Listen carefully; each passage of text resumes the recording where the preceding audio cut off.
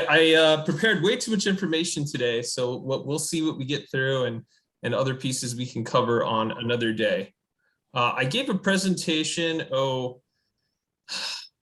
few months ago, probably 6 months ago or so, on recording photos, how to do the best job of really making digital copies and creating a digital master for photos. I'm going to take a different approach today on photography. I really want to focus on the value of it in family history in dealing with old photos. Really, I'm going to be focusing around 19th century photos. Some of us, except many of us, have those. We probably don't have these great Daguerreotypes or Ambrotypes, glass or silver plated photos, but many of us will have cabinet cards or other paper photos. But Marty, I wanted to know what you wanted to tell us about dating. Yep, and we are going to get into that as relates to, wow. to these photos.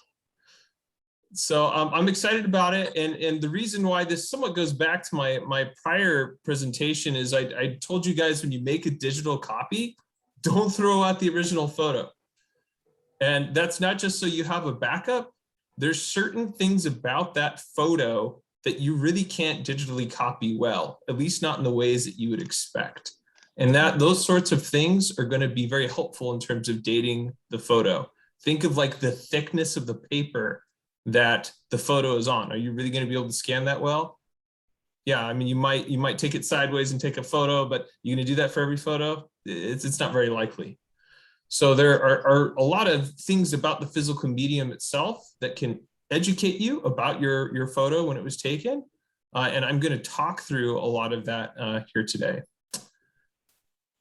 So why I want to just touch a little bit on why studying photos and a few cautions of studying photos. So photos are obviously great, like conversation starters. I think many of us have been at a family reunion or visited grandpa and grandma or an aunt and uncle, and we bring a photo album, or we review a photo album or bring a photo out, and it gets them starting to talk. They talk about, the past, childhood. They get very nostalgic, and it leads to great stories that you can record and write down, and that they're a great reason alone why we like photos and using them.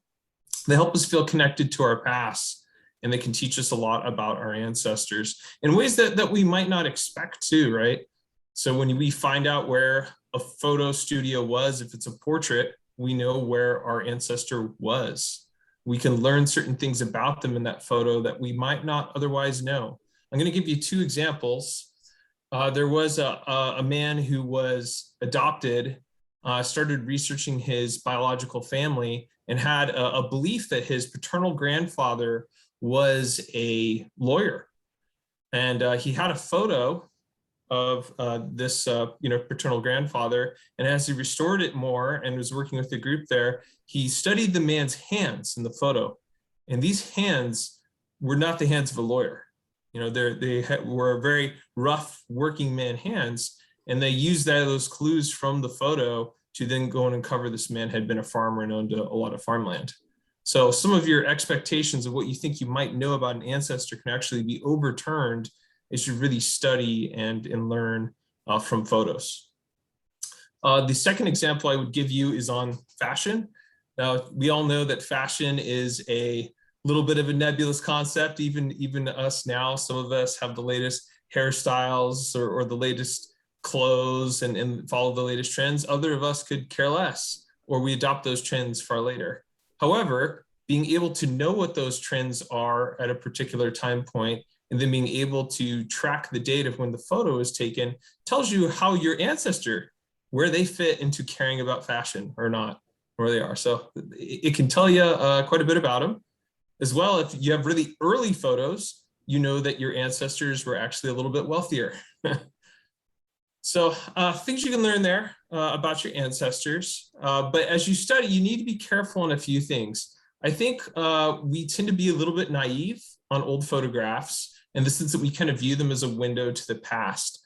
And that's not quite accurate. When we study writing, we often have a more critical eye. We think about the purpose of the author, the technique that they are using to try to create their effect, what the purpose of the writing is. Photos have a very similar thing about them, but we often ignore that. We just kind of get immersed, you might say, into the visual landscape. and forget to have that critical eye. But we need to have a more critical eye. As we'll see that certain things are, have some artifice about them. As you can imagine, people in the old days, they wanted to look the best they could. So sometimes they wore clothes from the studio to not look as poor, or they put cotton inside their mouths to make their cheeks not look as swollen, right? So there were things done that actually are not accurate to the past. And so we have to be careful to not presume it's the case. You can see in this picture even here, that's a definite painted tree in the background, right? We also need to question annotations on photos. So, often I think many of us probably have some pencil handwriting. Maybe it's on the photo itself. Other times it's on the back of the photo. And, there'll be like a writing who each person is, maybe something about the date or the circumstances of the photo. But those aren't always accurate. People can sloppily, put things down, and not sloppy in necessarily a bad way. They use the best of their knowledge at the time, but memory isn't perfect. And they don't always have accurate information. I put here in the text an example of, someone who, writes a date for a photo, but, the sister who's in the photo had already died by that date, right? So yeah, you have to come with fact check the information that is written down on old photos that you may have inherited. There's a lot here that you can study and learn from a photo. I got all these lovely arrows everywhere here. It probably looks intimidating because of the number of arrows that I have here. But I want you to think about the photo from 4 different angles. There's really the photo itself and its internal details. So we see a lady here, right? She is standing. She has, a certain dress on and, a collar. She's got, a particular haircut, right? There's things, the content of the photo is internally there. Then there's the physical photo itself. Like, what is the photo made of? Why does it have this particular tone? What is it mounted on? This photo is, has a border that's right underneath it. And then there's a photo studio that's noted there too. It has a round corner that goes around the photo. There's a lot of physical things about the photo in terms of the object that are different than just the straight, woman, we might say that we see here. Then there's some of the history of this object. In other words, who owned this photo? How did it get to you? Maybe you don't have the physical photo, maybe you just got a digital one, but how did you get that? What is the pedigree of ownership of this photo? And perhaps not just one photo, maybe there's multiple ones a bit floating around amongst other family members. This can help you identify who to talk with or who it might be simply because of the other people who've owned the photo in the past and now. You've also got in it, you might say, the photographer's lens. How did the person who's took this photo, how did they take the shot? Why did they take the shot? What are they trying to convey through this photo? That's different from just noting what's in it. It's thinking about why this particular arrangement of the things in it. And when you do that, you can start understanding a little bit more about what this photo is probably intended for. Why was it shared with people? That's the kind of interpretive elements that you'll be making as you study a photo. Now, I have some areas in bold. You'll notice that's the photographic medium, the physical details, and I note the photography studio because that's going to be the bulk of what I'm going to be focusing on in this presentation, although all of the other bullets are equally interesting when it comes to studying a photo. Any questions before I keep going? I'll take that as a no. So I always recommend having a worksheet whenever you go about really trying to study a photo, because there's all these different elements about it that you can study.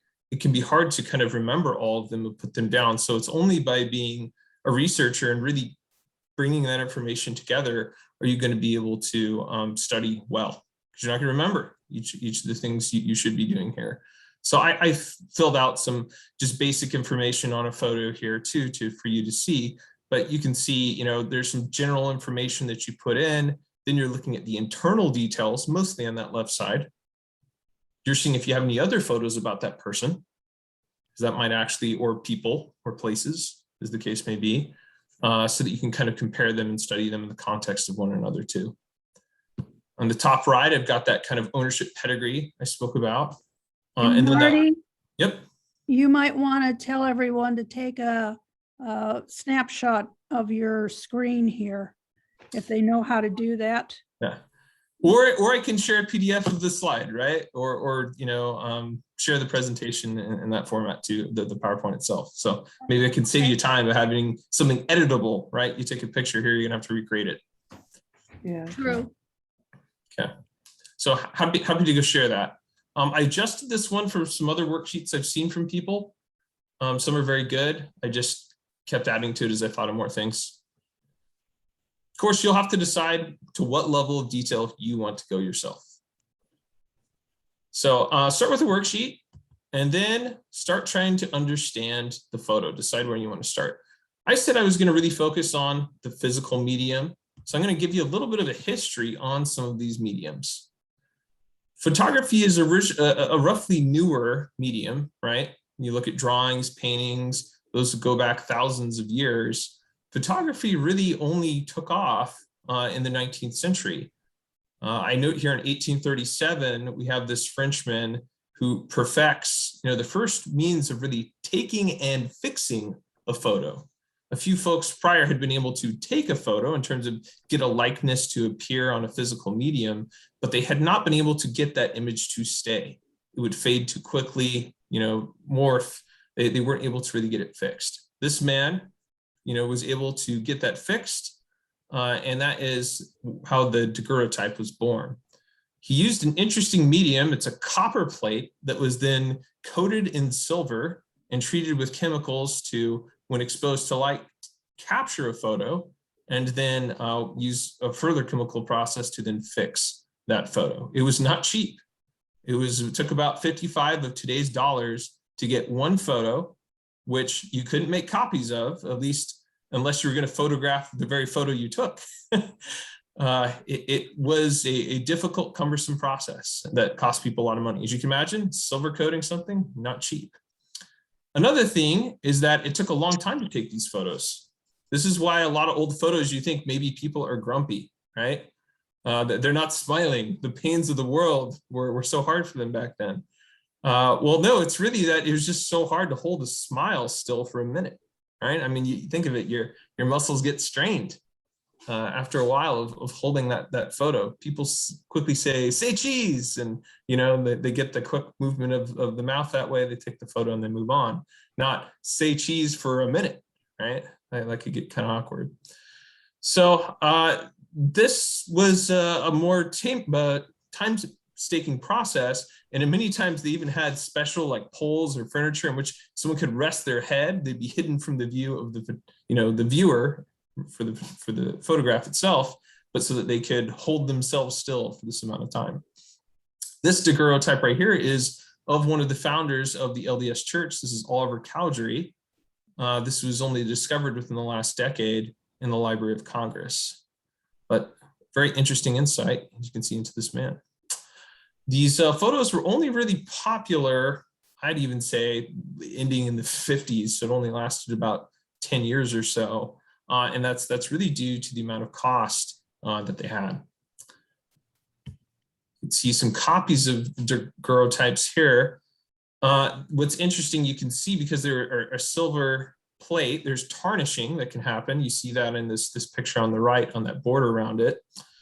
You would typically have a mat that goes over it, then a glass to try to prevent, scratching to that copper plate. And then there's a frame put in it in a case that could be leather or wood or something else embossed. Next to it that came onto the scene was the Ambrotype. I'm curious if anyone on this call has an Ambrotype. Do you? It's a glass picture, not a glass negative that was used to take other pictures, but a true one-of-a-kind picture that was intended originally just to be on the glass. Anyone? That's all right. This is so the second real photographic process that became popular. That this is where you get, instead of a piece of copper, you get a piece of glass, and you would treat it with collodion. It's a kind of syrupy solution that would coat the glass. You would, of course, keep it, dark until you had it in a camera, and then you would open the lens and let that light sensitized material take the imprint of the person. So this was a lot cheaper, as you can imagine, than silver plate. I mean, this is glass, it's fairly common, but glass is not the most durable, right? You drop it, you break it, it can scratch. So just like the daguerreotype, these were often, and I can't think of any case that I know of, or at least intentionally, they weren't also kept in a case. So you can see some different pictures of ambrotypes here. We get a sense of what photos meant for some people as we look at some of these ambrotypes. If you look at that third one over on the top row, this is, a deceased child. You can imagine a parent back then being touched by the ability to, when a child passes, to be able to take a photo of them on glass and be able to remember them before they bury them in the ground. All right, the next type this is where photography really started kicking off. And this is when the tintype came about. It's a bit of an ironic name or strange name, and that tintypes are not made out of tin. They're more of a ferrotype. They actually come from iron. There was a black lacquer that would be, or it's called japanned, and that would be applied to the iron plate. And then a photo would be taken in a camera in a similar process to what I described before. And it would then be affixed to, the iron plate. The benefit of the iron plate was several. One, cheaper. Second, more durable than glass, right? I mean, you can break glass fairly easily. You don't break iron very easily. Yes, you can bend it, you can put dents in it, but it's going to last longer. The other benefit this had is, unlike the daguerreotype, which had tarnishing, the lacquer that was used to capture the photo actually helped prevent the iron from rusting at the same time. Many Civil War era pictures, probably the vast majority, are tintypes. As soldiers would go off to war, they would want to take photos for their families to remember them by in case they didn't come back, right? On the right, I have a tintype of Brigham Young, the second president of the Latter-day Saint Church here. These tintypes did continue on all the way into the 1900s, but by you get to like the late 1860s, you'd really see them all more only in like carnivals or fairs. Popular photography shifted to paper mediums. Anyone have a tintype in their collection? I think so, yeah. Yeah, I do. So just curious if others did. I got some different tintype examples here, but you can really see they all have this very brownish tint to them, chocolatey. All right, we're going to move on to paper here. People had tried to do paper photography before. I mean, paper's pretty cheap. They had problems with a lacquer or a medium that they could put on the paper that would really hold the image well. They were able to achieve this first with some salt paper. They moved quickly on to applying egg white or albumen to it. But they found that the photographic papers they used to take the photo would very quickly curl up. And so almost all of 19th century photos are mounted on a piece of cardboard. So, or at least a piece of cardstock. Board might be a little bit too technical of a term. We think of when our Amazon boxes come in, but a thicker, harder cardstock to adhere the paper photo itself to. The other really great thing about being able to do paper photography was proliferation. So before, every photo you took was a unique photo. Like you took it, that was what you got. You were going to make a copy. You were making a new photo, going through a new photographic process to recapture that photo you'd already taken. Not anymore with paper photography here. You would make a glass negative first, and from that negative, you would then go and make all of these paper photos from it. So we suddenly had a 19th century sort of Facebook come about here.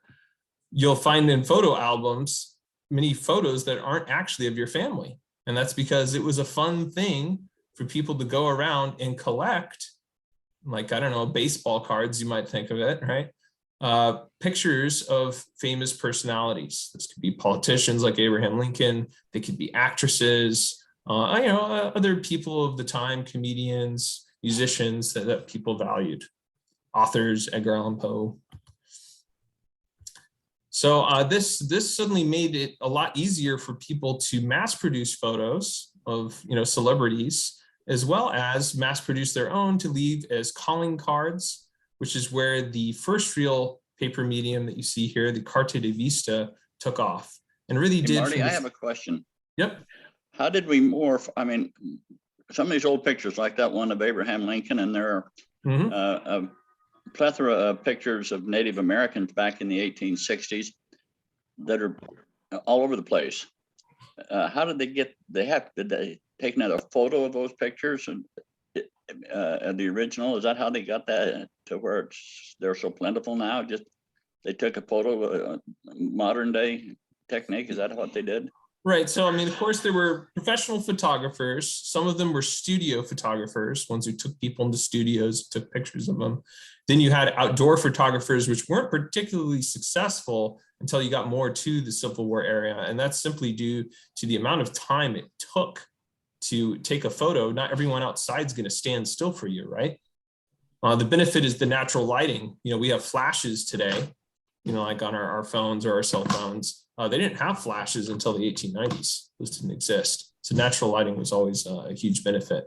Now, of course, when we get photos today, as you've noted, and you'll even see this maybe in some of your photographs, you don't have the original, right? You've got a copy of a copy of a copy, and then that copy is in a new format.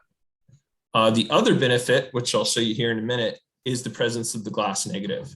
So the glass negative might have originally been small, but being able to work off of that negative, you can create very detailed photos today from that. I'm going to show you one example from one of my ancestors here. So this is a glass negative that was used for Bill Hickman. He was a bodyguard to Brigham Young and Joseph Smith, and did a lot of killing too. He's a fairly violent man.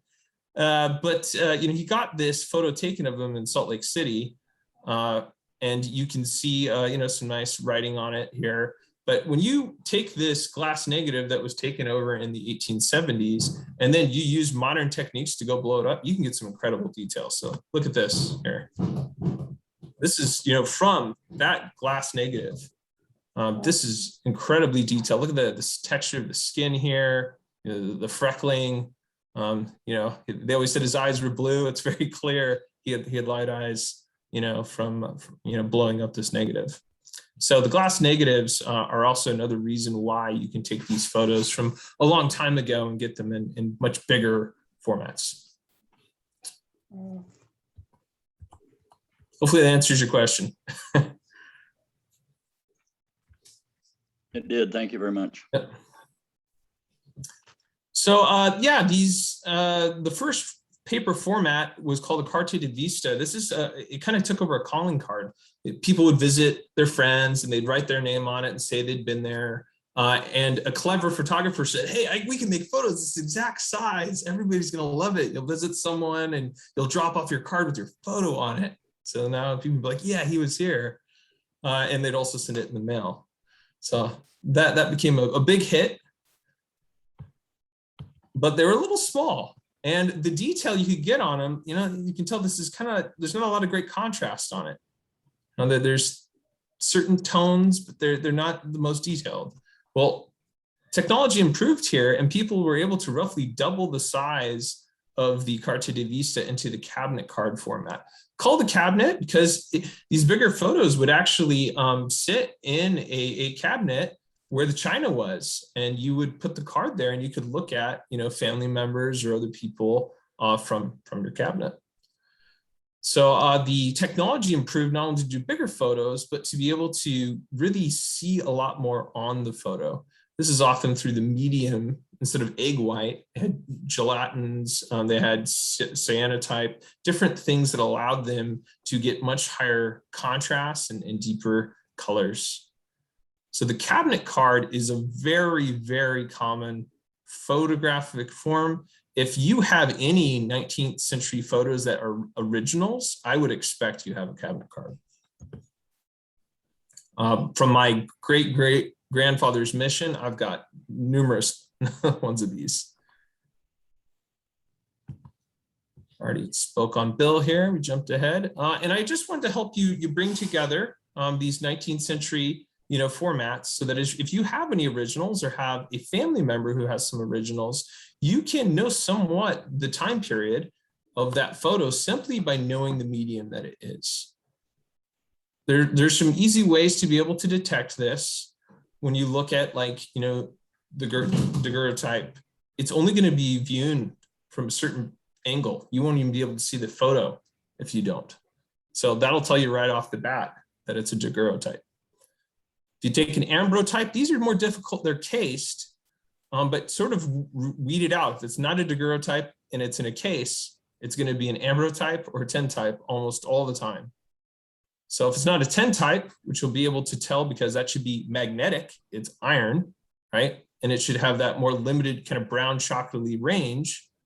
You're going to know that it's most likely an ambrotype. And know for certain if it's an ambrotype, at the varnish that's behind the ambrotype has started to wear away, because you'll start seeing ghostly through the glass. Then I mentioned the paper formats. You're going to be able to detect between those two, mostly because of the card size. You got 4.5 by 6 inches on a cabinet card, those larger later ones, and 2.5 by 4 inches most of the time on a CDV or cartoon de vista. So those are the high level ranges. Now this is still, telling you within roughly 20 years. I mean, yes, the tintype did go out into 1900, but really its heyday is over by the time you hit 1880. But it's still a wide spectrum of time, right? What can you do to narrow down further the time period? Well, there are things, and I'm going to be focusing mostly in those paper mounted formats, since those are going to be the ones that you're most likely to have in your possession. So there's a lot of techniques and things you can do to try to limit the date range. The first is on the thickness of the card. This is on a cartoon de vista here, but you can use, very few of us are going to have like a micrometer or something that can, measure to 100th to 1000th of an inch, right? So instead, just take some of your copier paper, your basic computer paper that you might have, and stack it up next to the card, put it next to it, try to see, where that height, that of the depth of that card is, its thickness. And based on the number of sheets of computer paper, you're going to be able to use this grid to essentially tell you, okay, it's this thickness, and then thus it's going to fit most likely within the date band.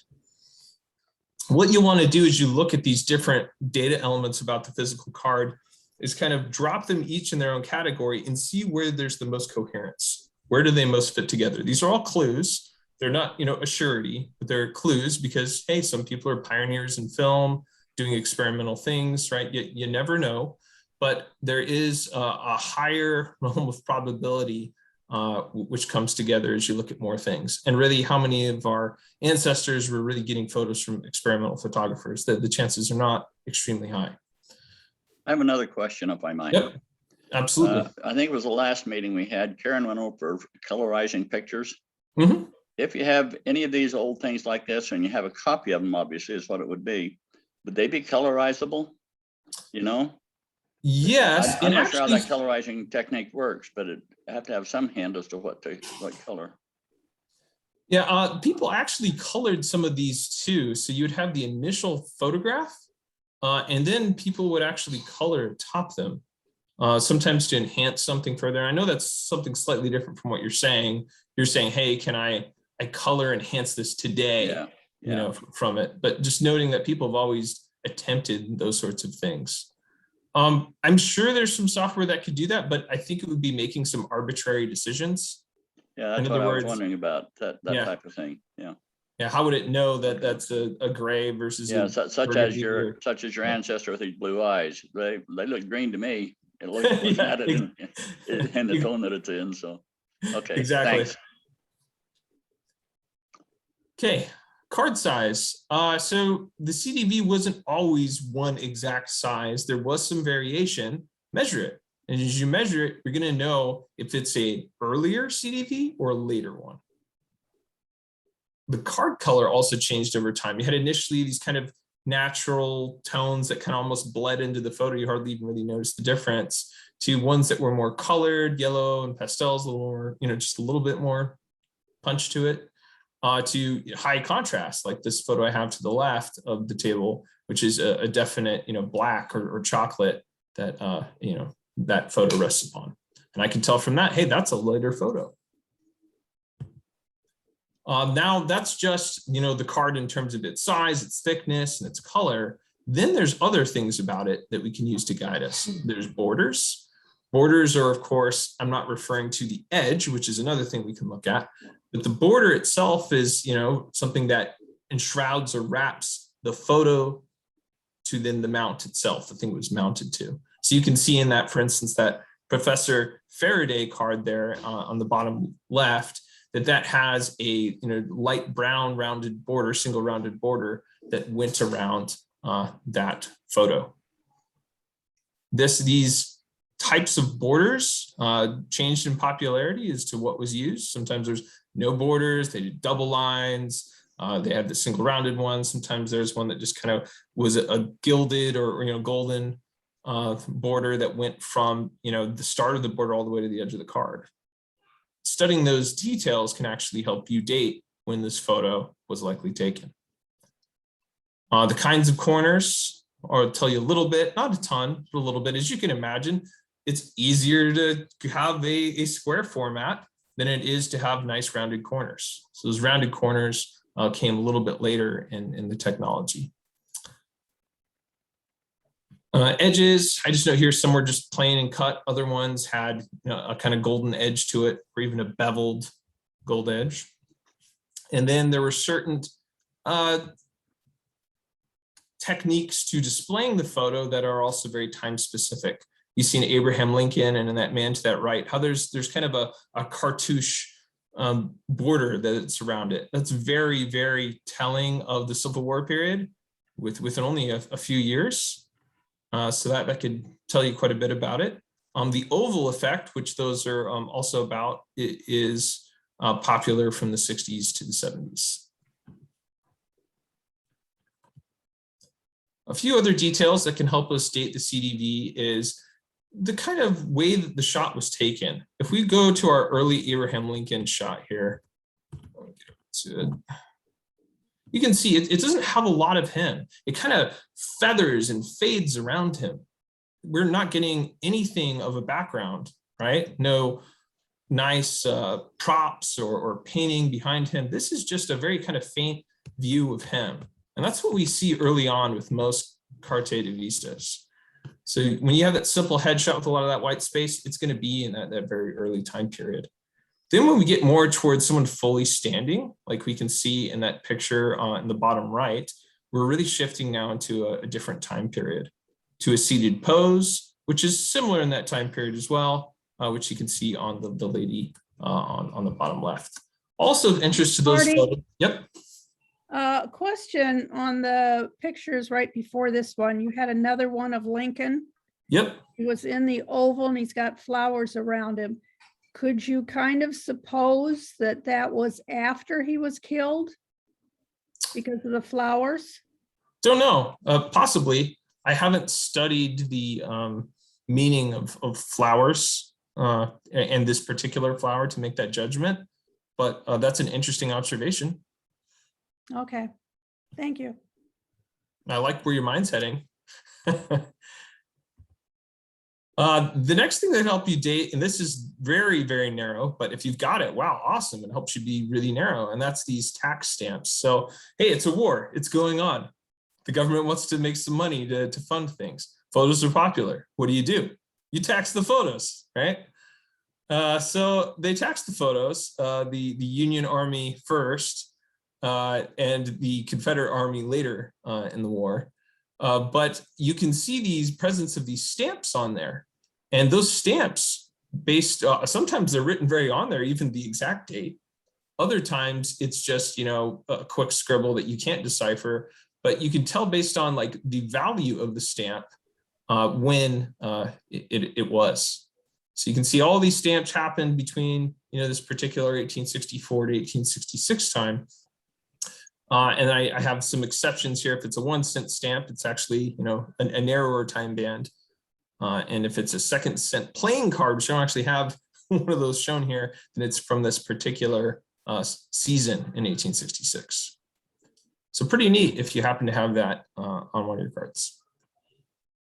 So I have a quick little, practice here for us here, where we might say, what details stand out to you as you look at this photo from what we've learned? This is a CDV. So what do you see? What do you notice about this photo that's interesting to you from what we've talked about?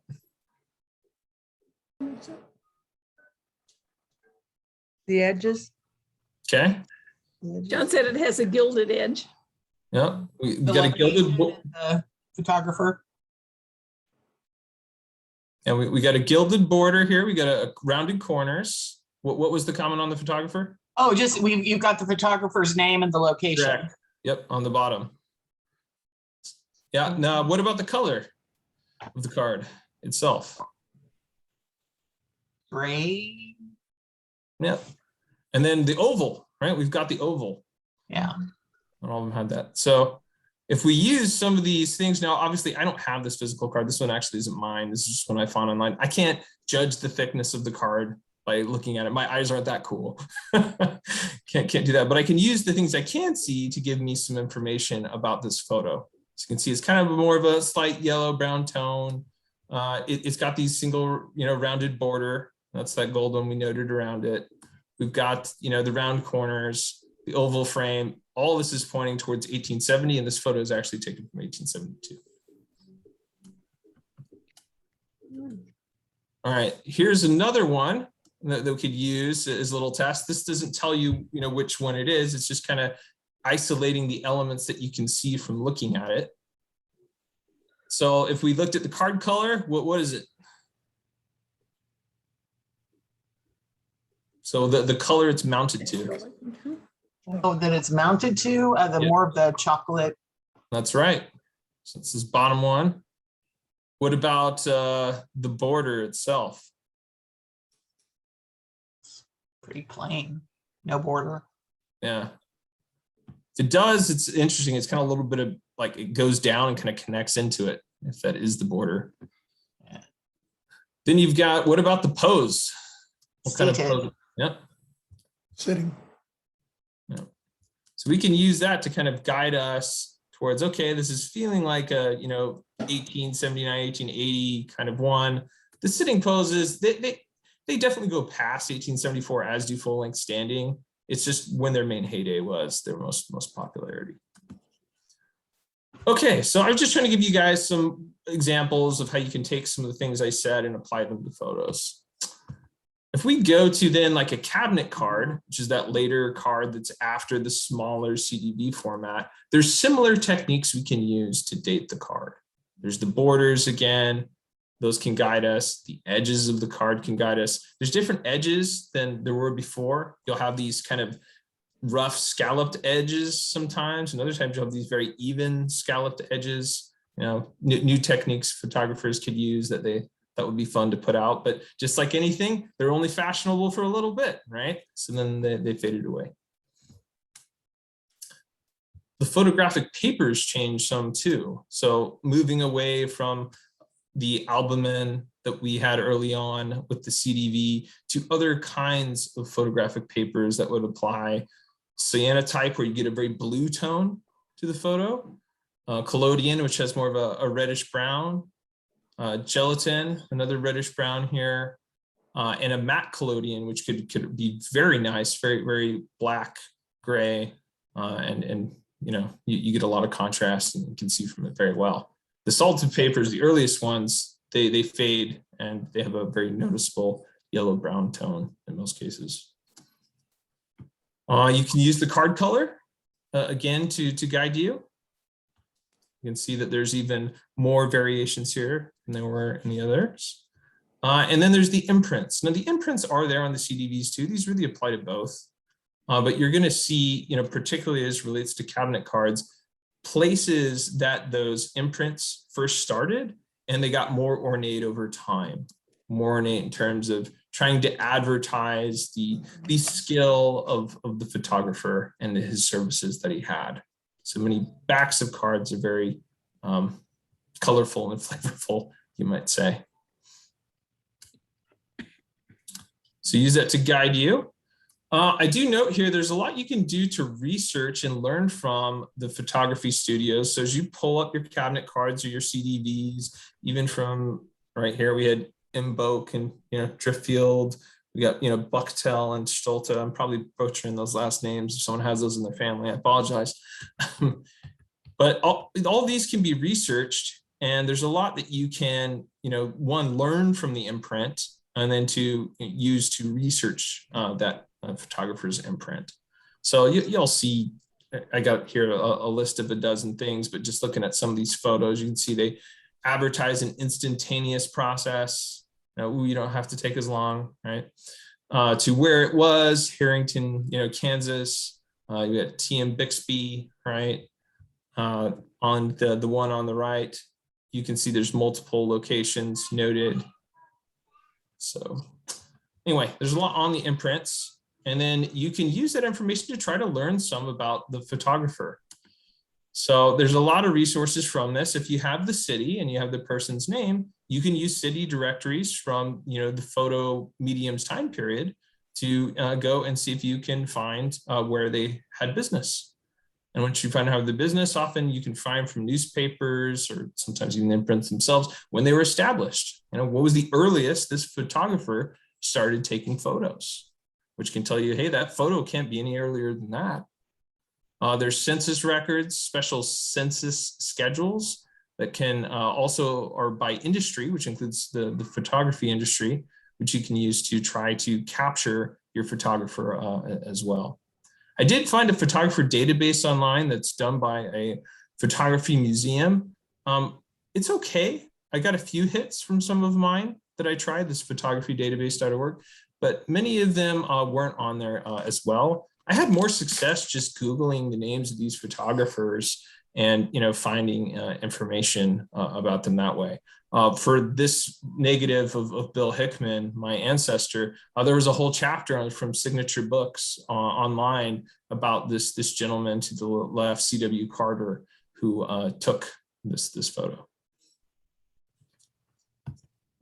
So you could complain as you go through this. One, it may be very detailed for you, but even if it isn't, you might say, I don't have any originals. I don't have any of these old photos. But what's the point of all this? Why are you wasting my time?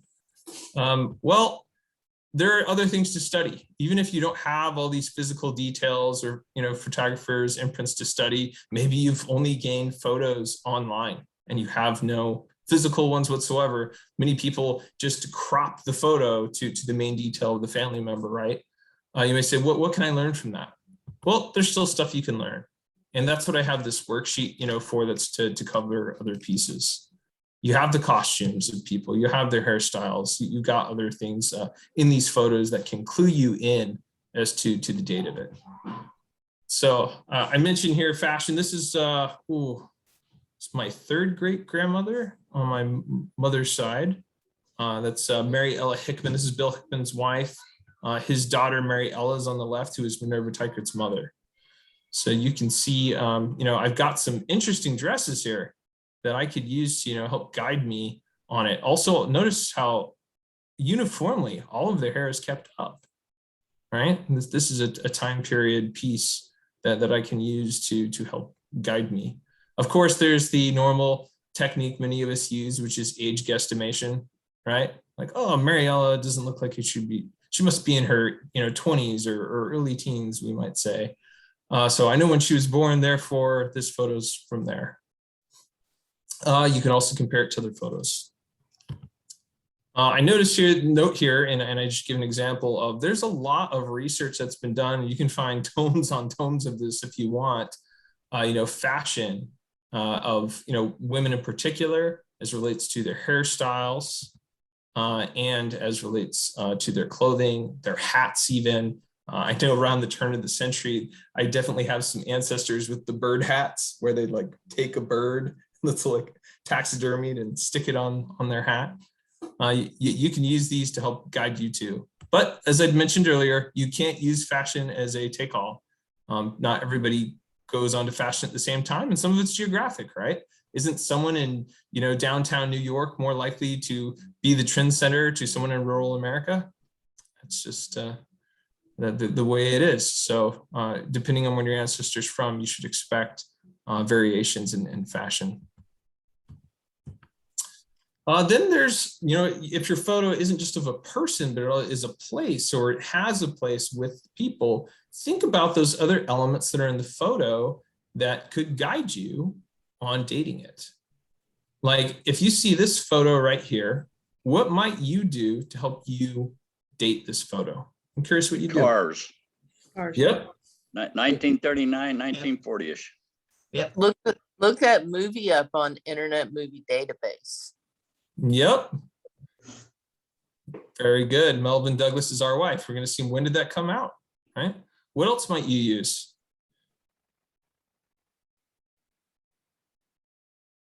The street, like what time period that would be, because some of those buildings may have been demolished and other things rebuilt, or they may be new. No, that's fair. The street lights would be dated. Nice. I like that. These are all great thoughts. We've also got the hotel, right? And the hotel globe. Dennis was looking for him walking along the street. Yeah, well, I recognize one of the cars. What's nice about this is with this mini cars, it really lets you know what on the whole people are driving at the time, right? When you get a piece of technology, you can date when it was created, but you can't always date when it stopped being used, right? So imagine you had a photograph of a woman with the sewing machine. You could date the sewing machine, but you can't say she got it the year it came out or stopped using it as a particular year, right? It's kind of say, this photo was taken no sooner than, right? Then, hey, it was definitely taken at this time. But it was a pretty windy day that day. Look at that flag stand out. That's right. Another thing was nice is with this kind of photo too, with the city, is there's going to be other photos of the city, right? You could compare it with other ones to try to date it even further. Good. I like the thought process of this team on here. So use that to your advantage, all these little elements to help date your photo.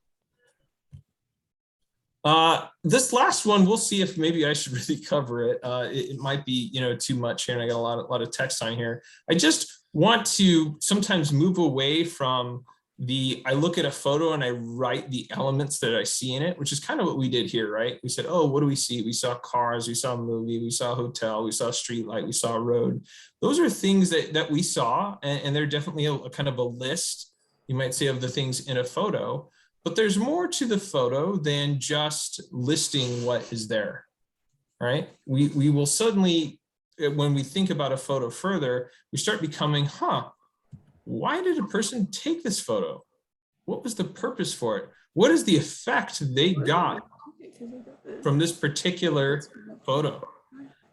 Nowadays, with the proliferation of the cell phone and the ability to cheaply shoot, thousands of photos, my kids, take how many pictures of the floor? I don't know. So that's less of a question perhaps today, but back then where, people had to really set up and take these photos, their reasons for doing it were far more particular. Yeah. So do that as you look at a photo, make judgments about why this photo? Why are things arranged this way? I listed them, but why are they arranged in that fashion? And then start asking yourself questions about these photos. Why are these people arranged in this photo in this particular order, in this way? Yeah. And you'll start getting better questions for yourself. This is an example of a photo where you could do that list method too. You can see all the people on it. You could list, hey, there's 2 mules there on the right. There's a cow that looks like it's on a roof. It's not actually, it's on a hillside. But at first blush, you might think it's on a roof. What's on the table there that's cut open? Watermelon. That's right. We got a watermelon, not nice and sliced open. And notice how that knife is nice, planted right into it in satisfying fashion. we might make some judgments about this photo early on, which may not be correct. For instance, we might say, this is a family photo. Well, is it? There's, a woman and a man on either side of a table. And then there's another woman, which, hey, I don't know her age. Maybe it's a daughter, maybe it's not. Maybe someone came in town to visit, right? So we have to be careful on the judgments we make on a photo. We might also say, oh, these people are really struggling. Early prairie life, they're just, look how destitute they are. Maybe they're the thriving family of the community in comparison to their peers, right?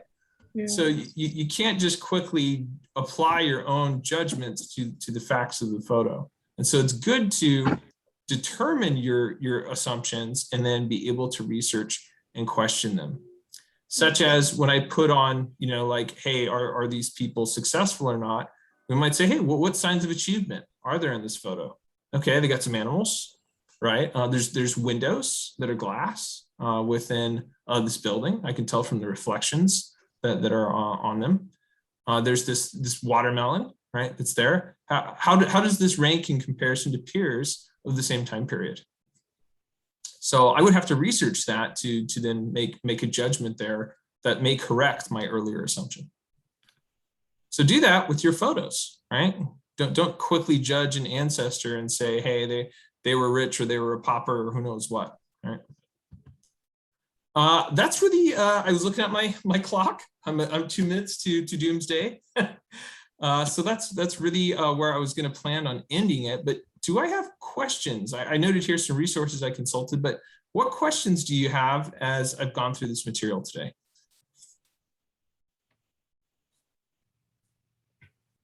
I'm sure it was a little bit overwhelming. It's absolutely delightful, Marty. Good job. This is fascinating.